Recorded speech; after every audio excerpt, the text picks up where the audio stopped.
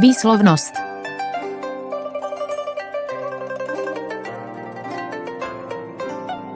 Jaká česká slova znáte?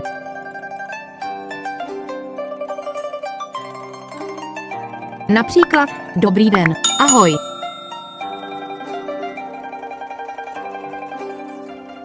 Co můžete vidět v České republice?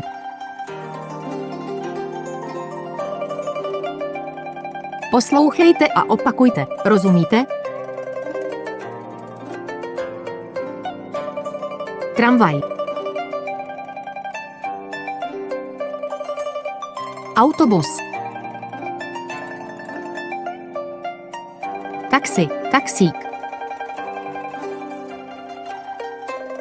Restaurace. Kino, kino, kino.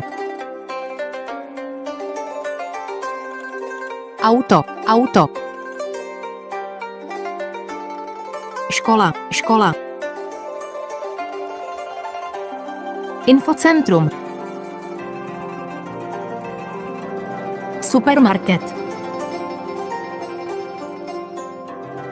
Hotel, hotel.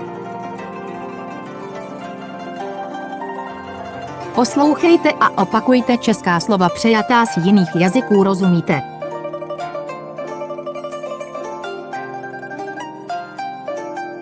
Substantiv maskulina, animata, ma, 1, student, 2 profesor, 3 doktor, 4 manažer, 5 prezident, 6 politik, 7 kamarád.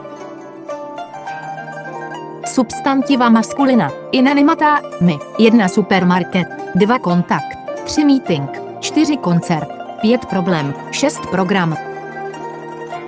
Substantiva feminina, F, 1 studentka, 2 škola, 3 univerzita, 4 restaurace, 5 konference, 7 policie, 8 kamarádka. Substantiva neutra, N, 1 kino, 2 auto, 3 metro, 4 víno, vineglas, 5 rádio, 6 centrum, 7 espresso. Adjektiva, 1 energický, 2 optimistický, 3 moderní, 4 kvalitní, 5 aktivní, 6 inteligentní.